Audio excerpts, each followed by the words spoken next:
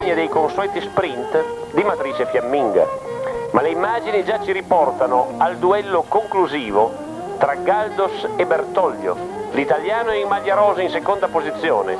L'italiano è la grande sorpresa del Giro d'Italia.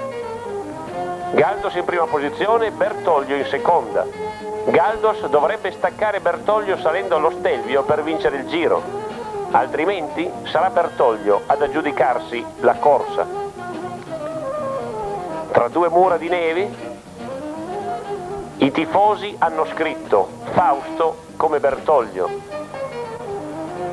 Una suggestiva immagine per lo scalatore bresciano che porta un nome davvero suggestivo nel ciclismo. Eccolo Bertoglio che fa buona guardia. Il giorno prima aveva rischiato di perdere la maglia rosa, ma l'aveva salvato Gimondi. Galdos va ancora all'attacco, ma Bertoglio non molla. Il finale è incertissimo. Su quei tornanti basterebbe una piccola crisi per perdere la corsa. Ma rivediamolo questo Giro. Giovanni Battaglin aveva vinto a sorpresa la cronometro di Forte dei Marmi, davanti a Gimondi e a Borgognoni. Poi era andato in crisi nella cronoscalata al Ciocco, vinta da Bertoglio su Perletto e Baronchelli, ad Arenzano primo Bitossi, ad Orta primo Fabbri, a Pontoglio Sercù su Basso De Vleming, alla Maddalena primo Panizza su Bertoglio e Baronchelli. Poi a Baselga di Pinè, vittoria di De Vleming su Gimondi e Sant'Ambrogio, a Pordenone primo Rodriguez su Pella ed Elorriaga, ad Alleghe ancora De Vleming su Conti e Galdos. Va detto che De Vleming ha disputato in questa occasione il suo Giro d'Italia più bello, l'unico in classifica sino al termine. Ma rivediamo quest'ultima tappa da Alleghe al Passo dello Stelvio, 186 km. Galdos scandisce il ritmo in piedi sui pedali. Bertoglio tranquillo e sereno nella sua scia, non si fa sorprendere. Lo spagnolo cerca di allungare nelle curve, cerca di scattare, ma anche lui a questa altezza comincia a sentirsi in debito d'ossigeno e si rende conto che non può anticipare e staccare il rivale. Ecco i perfidi, incredibili tornanti di salita sullo Stelvio, tra una gran cornice di pubblico, per questo match incertissimo che sta facendo nascere un nuovo campione casalingo.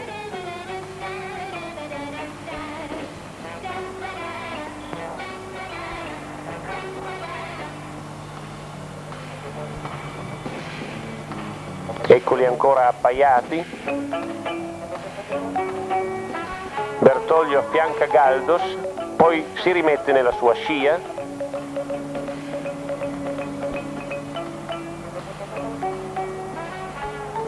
Si viaggia verso la vetta con il tandem al comando sempre unito.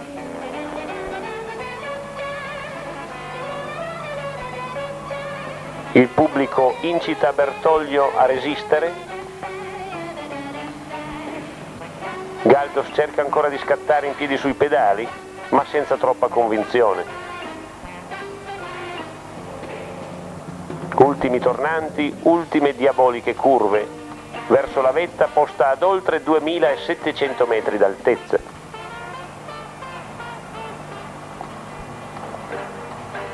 Toriani ripensava al finale delle tre cime di Lavaredo, a Baronchelli contro Merckx, disegnando questa conclusione del Giro in alta quota.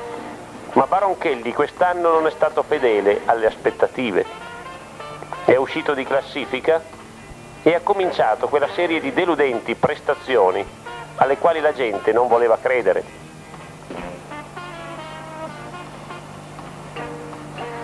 Moser, grande assente, si rifarà nella fase iniziale del Tour proprio contro Merckx. Vincerà il prologo a Charleroi indossando la maglia gialla al debutto nella Grand Boucle. E Merckx per seguire Moser opera di Thévenet. Ma ritorniamo alle immagini del Giro, ritorniamo alle immagini conclusive della tappa finale. Siamo ormai a un passo dalla vetta. Galdos sempre al comando, Bertoglio nella sua scia.